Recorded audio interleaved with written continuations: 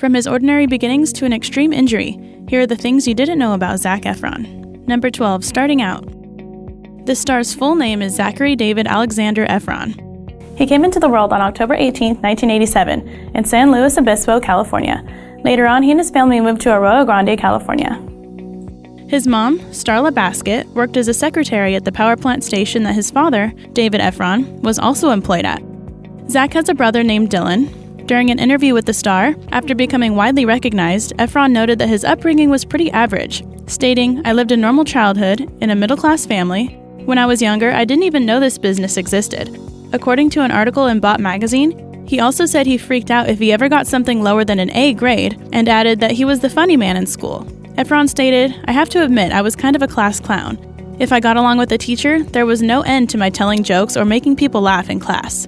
In the same interview with The Star, he recalled, "I was 18 before it became a business with me. I wasn't a hot commodity. I was a regular dude. I had to chase chicks. They didn't chase me." Efron added, "Hey, if it can happen to me, then man, it can happen to anybody." Number 11, childhood plays. Despite his mostly typical childhood, Efron began his career in entertainment at a fairly young age. His father was the one who encouraged him to participate in school plays, which led to his current fame. Zac was just 11 years old when his dad steered him toward acting, and he often appeared in theater performances during his high school career. Efron also worked at the Great American Melodrama Theater. He took singing lessons as well. Some of the plays Zac acted in were Peter Pan, Little Shop of Horrors, The Music Man, and Gypsy. During an interview with MTV later on, he recognized Gypsy as his first audition, stating, "My mom asked me if I wanted to audition for musical theater because I was always singing and dancing around the house.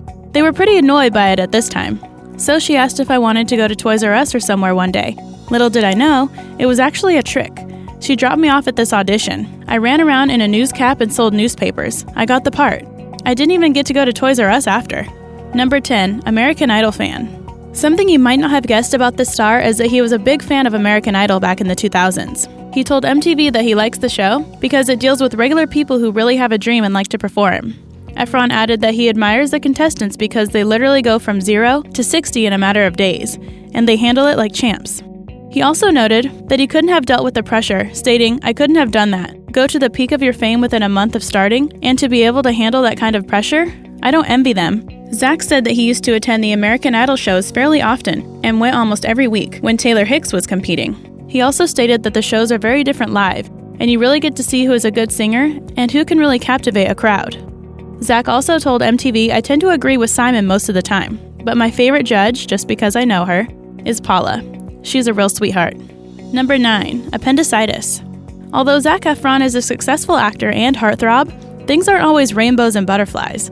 This was the case for Zac in 2008 when he was taken to the hospital for an operation. Right after Disney announced that he and his co-stars would be making High School Musical 3 for the big screen, he was hospitalized in LA for an emergency surgery to have his appendix removed. Number 8, street brawl. Another surprising fact about Zac Efron is that he once got into a fight with a homeless man in Los Angeles. He told The Hollywood Reporter in April 2014, "I had a friend come pick me up late at night. We were looking for a place downtown to get a bite and catch up. We were having trouble finding somewhere. A lot of places were closed, and the car ran out of gas. It was ridiculous. We had to pull over, and I called an Uber." He continued telling the story, stating, "A homeless guy, or a vagrant, tapped on the driver's side window. Before I knew it, my friend was out of the car and they were fighting. Efron proceeded to get out of the car to try and disarm the assailant after seeing that he was in possession of a knife. Reportedly, Zac got punched in the face trying to defend his friend and recalled the incident being the most terrifying moment in his life." Number 7, breakthrough. As we previously discussed, Zac Efron started acting when he was in school. Then, his drama professor, Robin Metchik, recommended him to a talent agent. He then signed with a creative artist agency. In the early 2000s, he began his professional career playing guest roles in various television shows, such as The Guardian, ER, and Firefly. Efron also got a reoccurring part in Summerland for its first season, and his character was made a main cast member during the second season. Around the same time, Efron also acted in some movies like Lifetime's Miracle Run. However, it wasn't until 2006 that he made his breakthrough in Hollywood. Efron got the leading role of Troy Bolton in Disney Channel's High School Musical film. If you haven't seen the movie, his character is a high school basketball player who was at odds after uncovering his interest in performing in East High's musical. The movie was very successful, gaining Zac a lot of recognition from teenagers everywhere. Even the soundtrack became a bestseller in the United States. Efron didn't do the vocals for the first movie, but ended up singing in the sequels. He then played Link Larkin in Hairspray in 2007, which was also quite popular. The same year, he took the lead in High School Musical 2. A year later, High School Musical 3 Senior Year came out in theaters, and it was a hit as well. After that, Zac starred in 17 Again, a comedy that gained him even more recognition. Number 6. Punk'd. You probably all remember growing up watching Ashton Kutcher's celebrity prank show Punk'd. But did you know that Zac Efron was on it twice? That's right, the star's friend decided to play a couple of jokes on him in 2008 and 2012. The first time around, Ashley Tisdale, his co-star from High School Musical, was the prankster. During the episode, Tisdale takes Zac shopping for some clothes, and he is tricked into thinking two guys walked in and stole the store's cash box. However, they turn it around on him for letting them into the store to begin with. The segment ends after the person playing the manager presents Zac with a shirt bejeweled with the show's title. The second time he made it on the show, Hayden Panettiere was the trickster. She set him up so that he'd be blamed for a hit and run. The situation was high intensity, and there were several police officers on the scene. However, Hayden ran out in the nick of time to let Zac know that he'd just been punked. Number 5. Number change. After the first High School Musical came out, teenage girls everywhere were swooning over Zac Efron. He went from being virtually unnoticed to being photographed by paparazzi at every opportunity within a short period of time. Unfortunately, he didn't think ahead about changing his phone number so that it was no longer in the phone book. After his popularity increased, his family's number was leaked.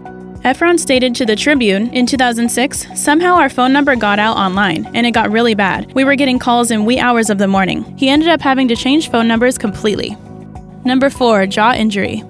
We already talked about Zac's appendix removal, but he's had more medical problems than that throughout his life. He also broke his jaw in late 2013.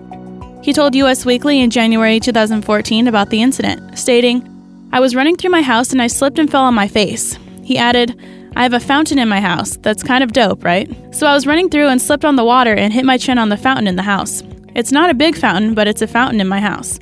He continued the story, noting that his little brother was present at the time, so he got to the hospital right away. Efron needed his jaw wired shut and said it was pretty gnarly. He had to live off a liquid diet at this time and lost about 12 pounds after 6 weeks. Number 3. Tom Cruise.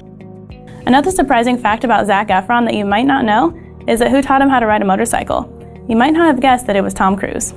In late 2011, Zac Efron was a guest on the Late Night with Jimmy Fallon show and let the world in on how the Mission Impossible star guided him in the ways of the chopper.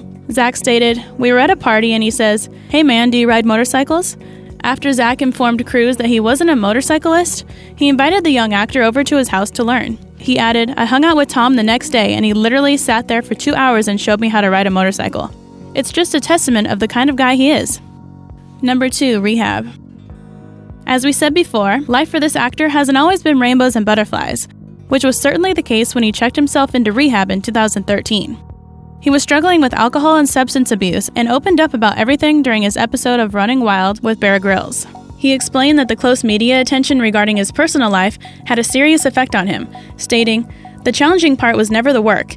It was sort of the in-between work, the social aspects outside of it. I mean, everywhere you go to a certain extent, there is press in some form." He added, "Whether you're going to an event, if you're leaving your house to go to the grocery store, there will be press there. It can be everywhere, and it can be confusing. You spend a lot of time in your house going crazy and you need a social lubricant. And once I needed that, it became to go anywhere." He further noted after his rehabilitation, "I'm in the best place I've ever been. I've never been this happy before. Things are good." Zac has been sober since June of that year. And now for our number 1. Don't forget to subscribe. Number 1. Girlfriends. Although Zac Efron is nearly always in the limelight, there's a chance you haven't heard much about this star's love life. So let's go through the timeline of Zac Efron's past and possibly current relationships. Once upon a time, he was head over heels for his High School Musical co-star, Vanessa Hudgens. They began dating around the time the film was released and stayed together for about 4 years. The duo announced their breakup in December 2010 and let fans know they were still friends. Efron dated Lily Collins as well, an actress known for her roles in Abduction, Love, Rosie, and the Mortal Instruments' City of Bones. They only dated on and off for a year in the early 2010s. Zac's third, now ex, is Halston Sage, his co-star from Neighbors. They never confirmed their relationship, but they were seen several times together outside of the film. Sammy Miro, a model, dated the actor in 2014, but they split up in April 2016.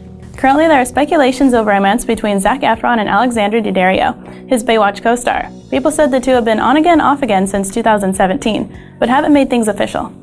Daddario said to E! "We work together closely. He's my love interest in the film. I understand why people will go crazy over something like that, but Zac and I are very good friends. But they were seen together in March 2018 walking their dogs and looking cozy, and TMZ said they certainly look like a couple.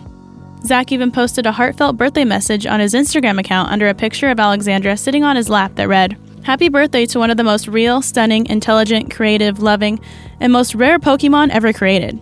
I'm sure we'll find out soon enough if these two are together or not. Today's feature comment comes from Michael on our 10 Things Americans Do That Confuse the Rest of the World video. Thanks for the comment, Michael. Don't forget to leave your comments below, and we might feature you in a future video. Hope you enjoyed the video. Don't forget to like, comment, and subscribe, and I'll see you in the next video.